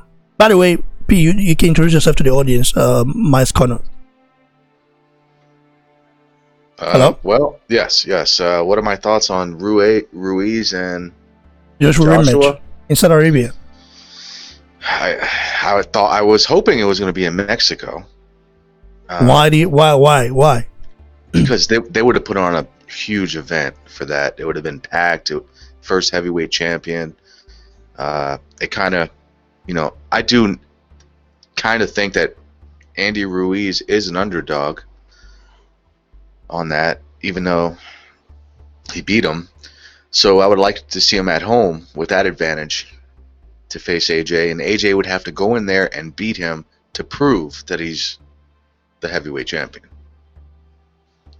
Very interesting. So how do you think Joshua should beat him? Because Walter and Asodo already analyzed it. So I would like to hear from you as well. How do you think AJ can beat Reginald?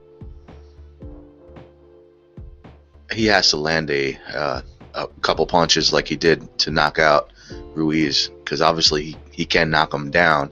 So I think he needs to try to do that, but I really think I'm going for Ruiz though. I think Ruiz is going to win. Ruiz is in better shape. He has more money. He's been training better. He's getting better supplements.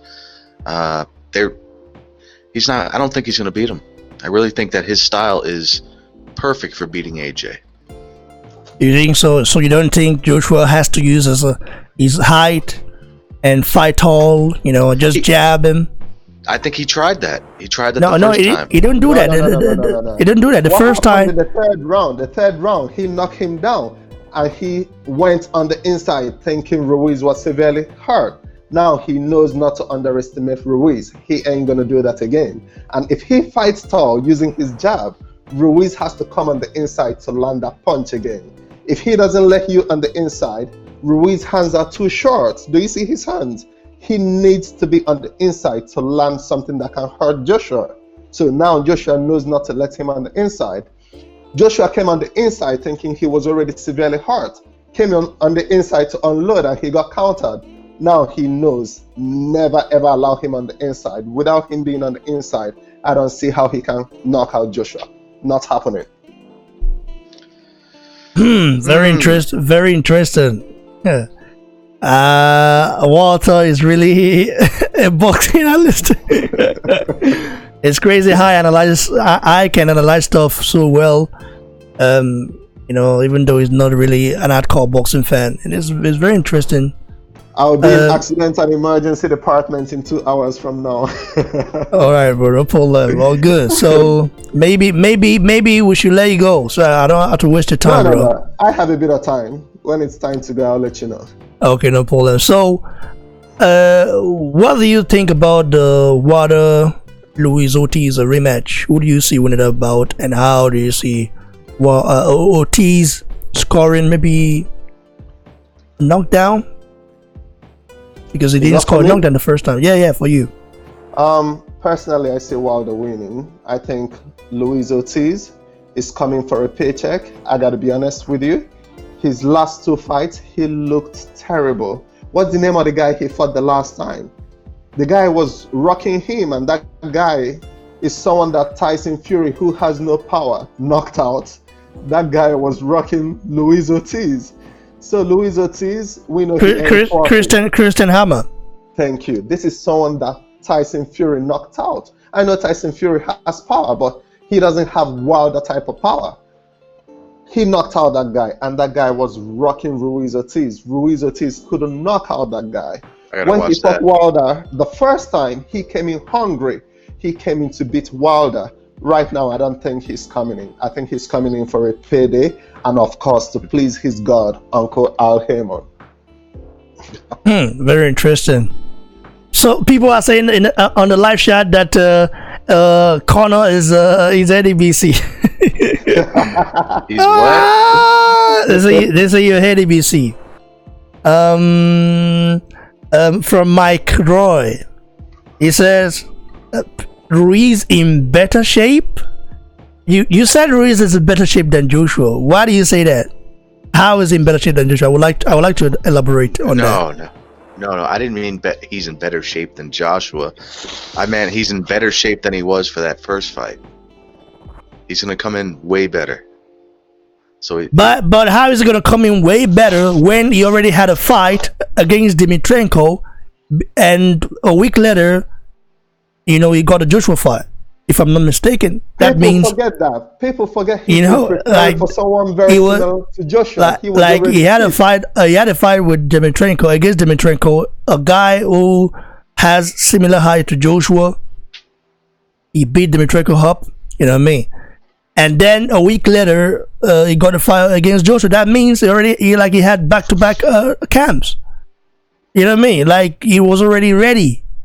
Right now, he's not ready now because now he's been out of the gym for like 2 months plus, and now he has to definitely get ready. And Joshua's mindset was always on Deontay Wilder and on Tyson Fury. That was just where his mind were, you know what I mean? So now it's a different scenario because Joshua now has his concentration and his focus on Ruiz Jr. only. So it's going to be very interesting fight. For me, you're American, right? Miles Connor. Oh yeah, I'm American. So how do you guys feel about Saudi Arabia then?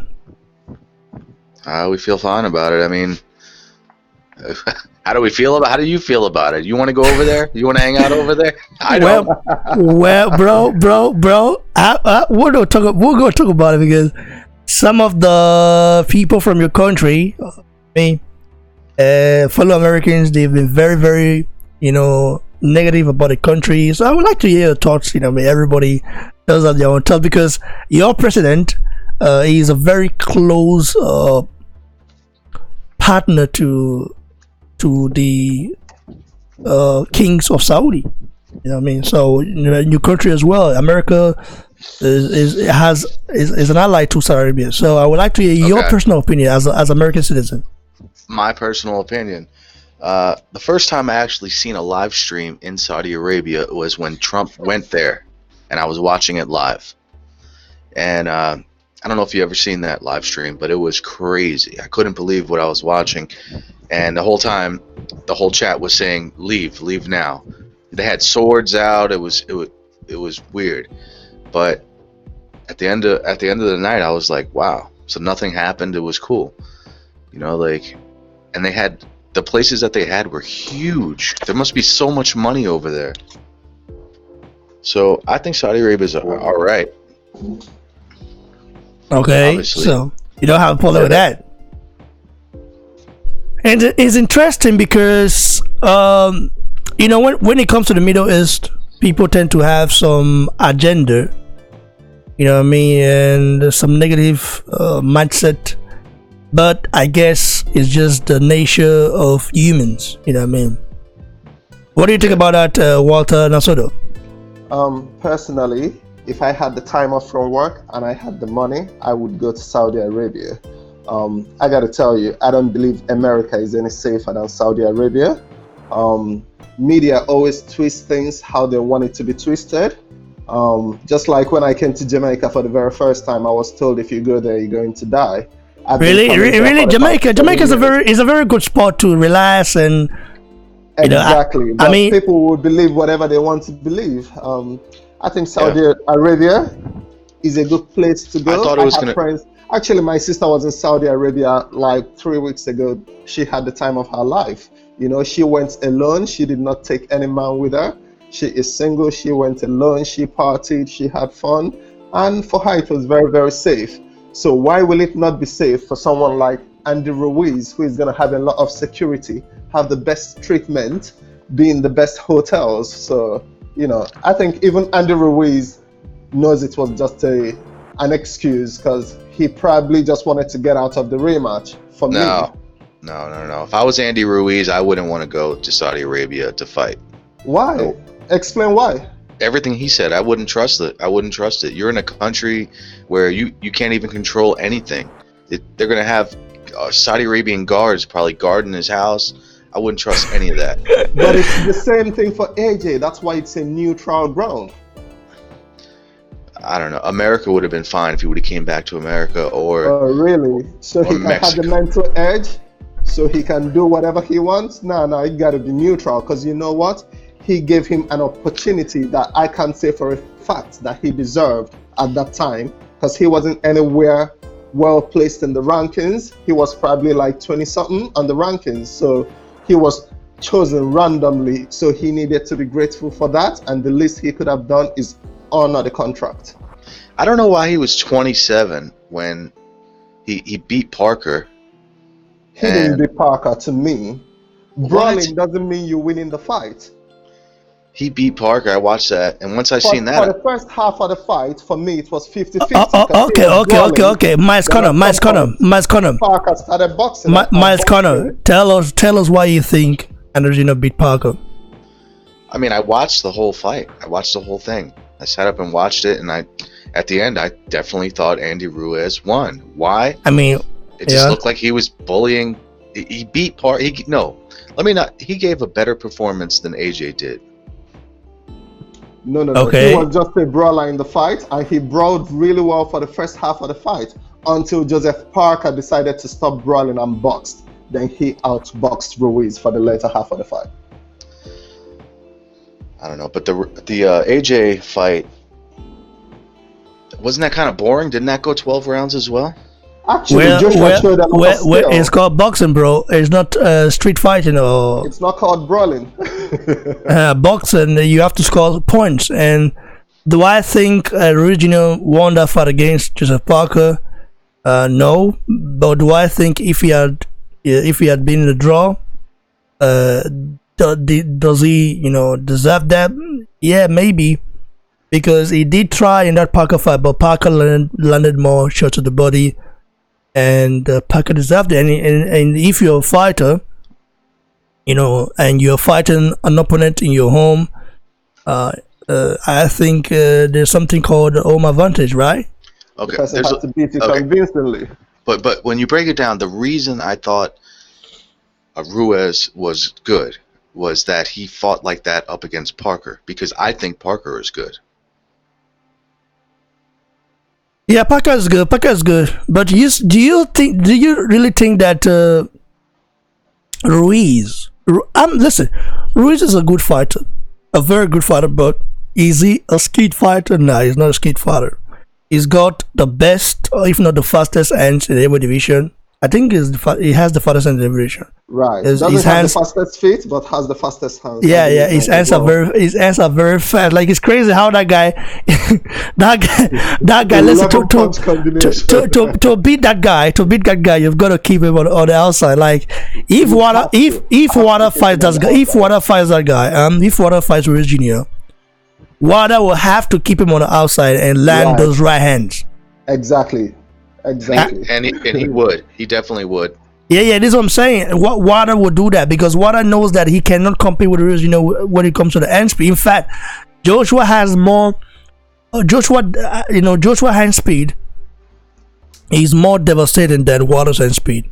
Yeah. Yeah, But Wilder definitely. is the king of 1-2 punch, though. But when Wilder hits you with that right hand 3, 4, 5 times, you feel it. you're gonna You feel it, how and much- and you're gonna slow down.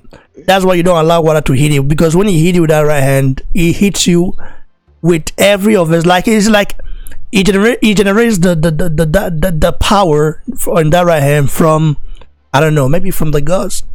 Yeah. I actually have Wilder knocking out Ruiz if Ruiz doesn't make it onto the inside. If he doesn't Yeah. make it to the inside, Wilder will knock him spark out.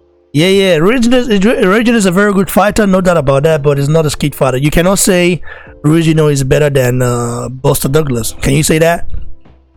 No, I don't think so. But- He's a good brawler that has to get on the inside to brawl. Anybody who can avoid him getting on the inside has a good chance. Definitely, man. I believe that as well. So, Hey, real quick, thanks for having me, man. I gotta go though. yeah, it's all good, bro, and I appreciate it. Blessings to you, King. Thanks for joining us, and next time it's always nice to listen. It's nice to have different opinion. Listen, I'm not a guy who's gonna say, oh, because this guy don't agree with me, that's, I mean, no, man.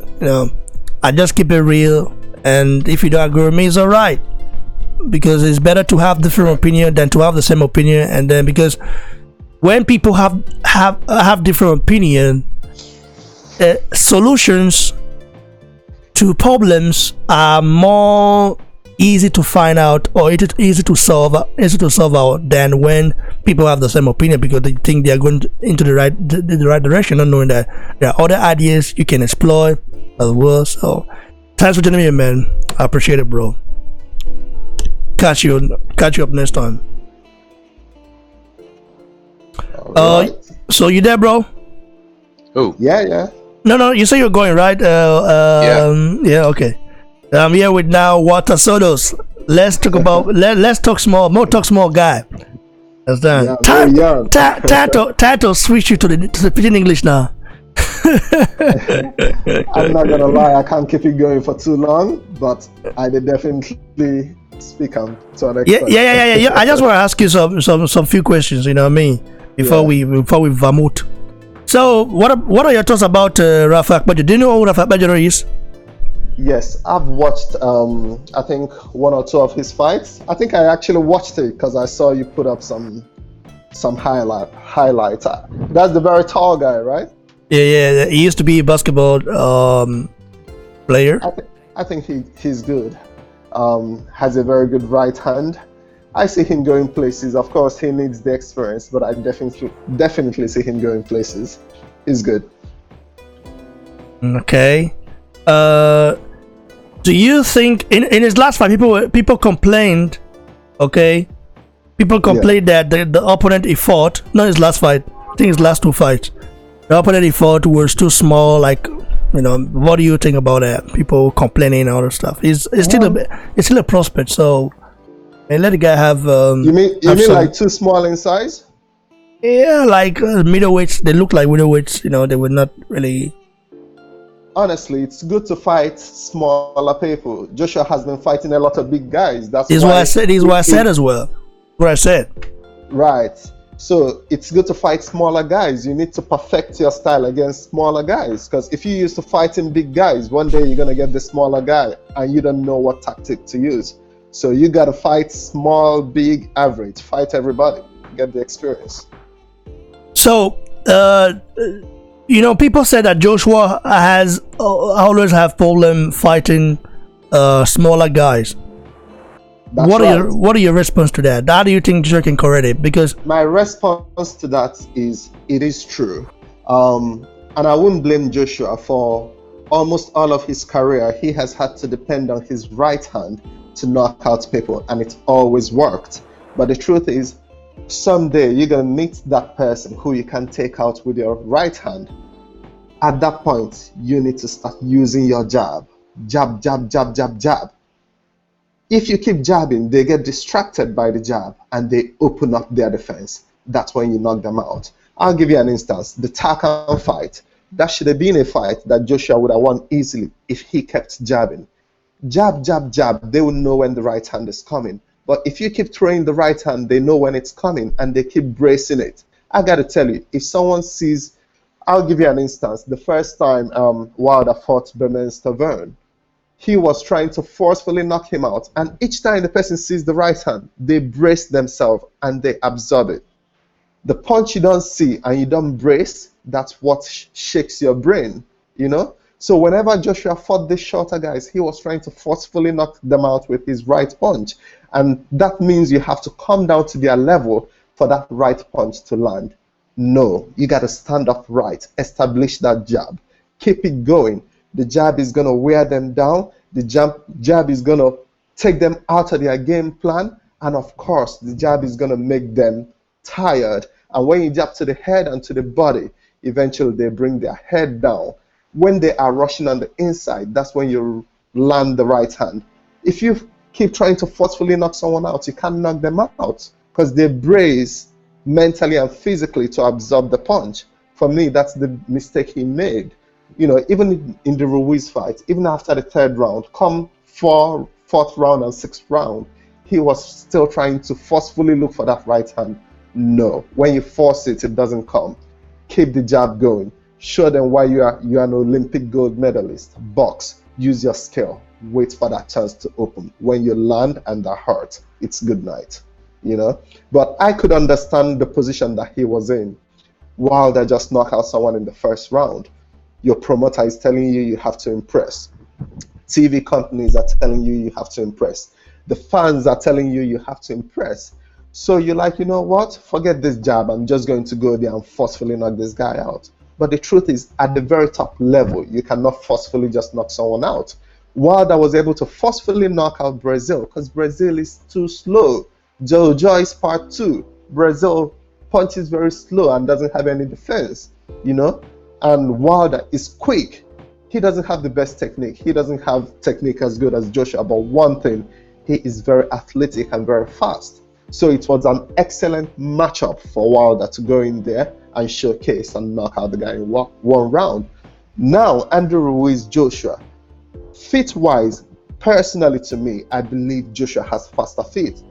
After the third round, Joshua was able to make it to the seventh round because of his feet. He kept moving and Andrew Ruiz was confused. But the second round, when he started leaning in, bending down again to forcefully throw the right hand, that's when Andrew Ruiz countered again. So don't force it. Stand tall. Box. You're a boxer. Boxing, use your jab. Double jab, triple jab. He cannot make it into the inside if you keep doing that. When he rushes into the inside, that's when you land a huge uppercut or a huge right hand. But if you force in the right hand and you forget your jab, that's not a good fight plan for someone shorter.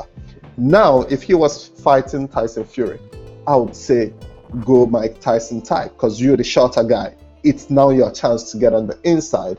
But you cannot be trying to get on the inside with Ruiz Jr., who is the shorter guy. You force yourself on the inside for a taller guy. So whatever he was using for Andy Ruiz, that's what he should use for Tyson Fury, the taller guy.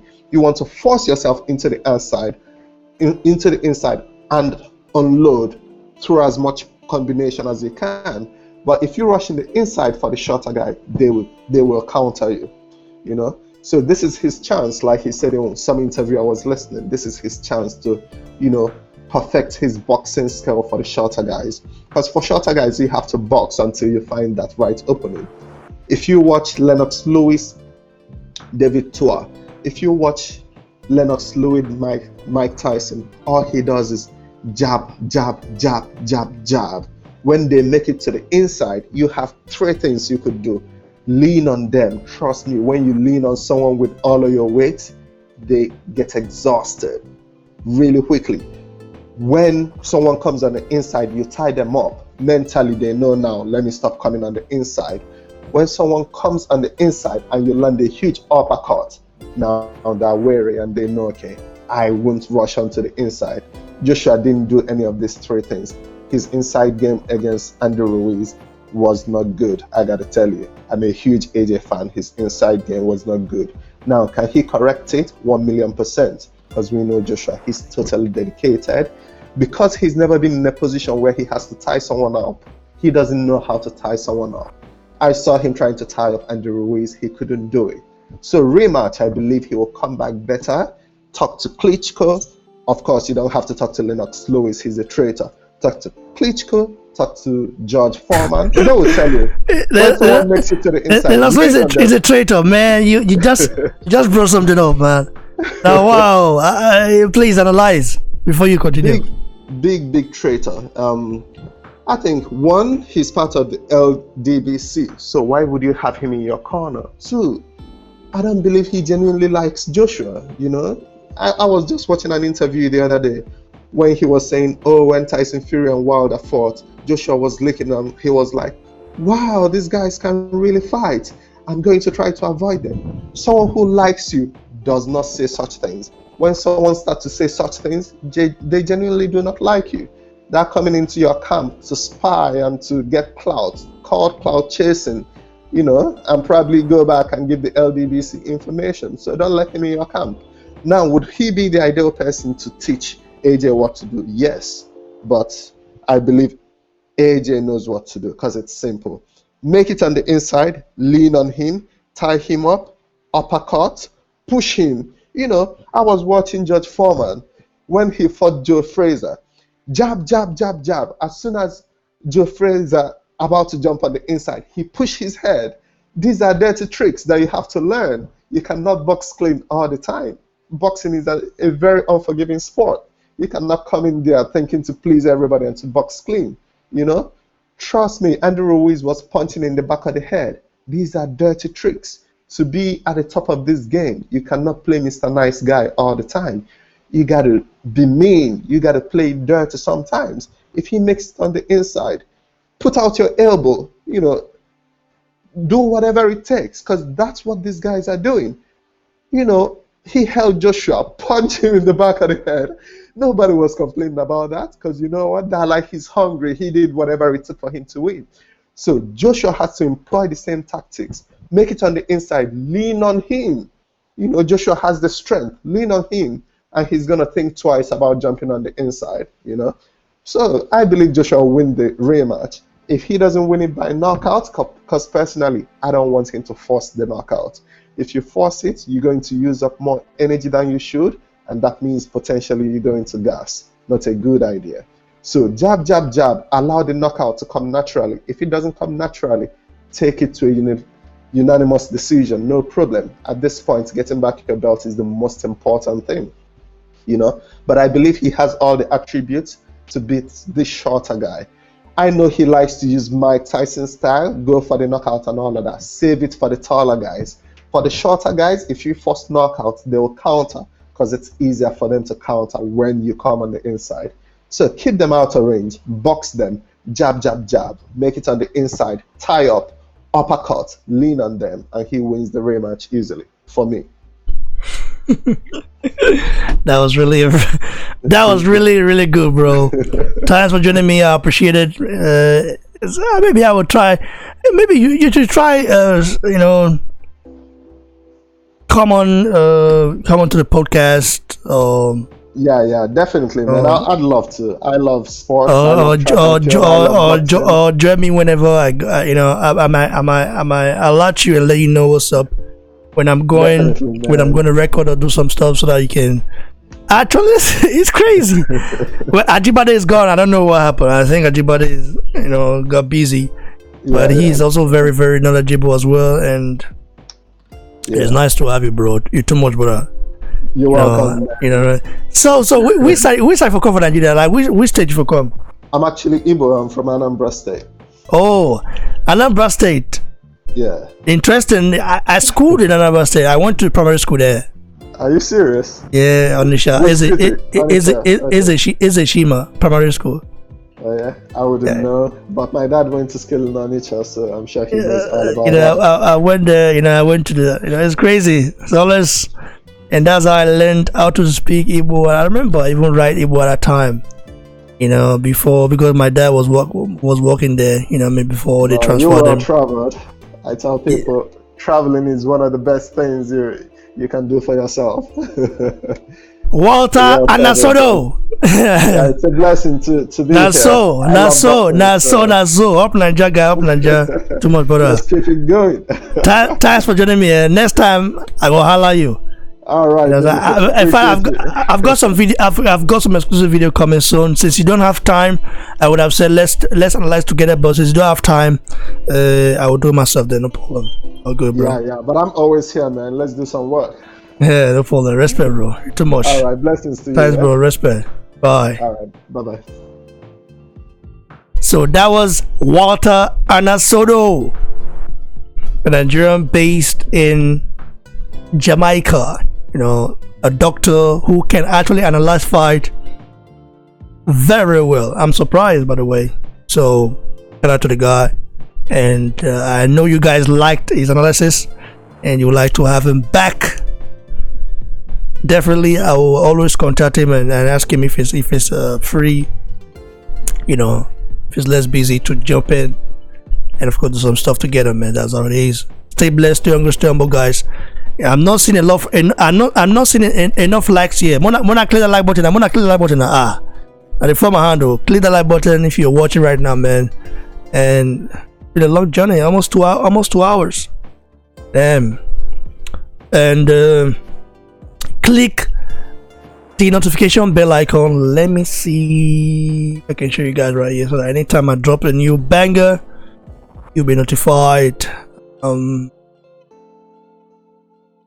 Because people always tell me, oh, they don't get to see my videos. So if you want to see it, I can show you guys. Is it notification bell icon? Go there, click it. You know what I mean? So that anytime I drop a new banger, anytime I drop a new video, you'll be notified. So guys, stay blessed, stay hungry, stay humble. Enjoy the music.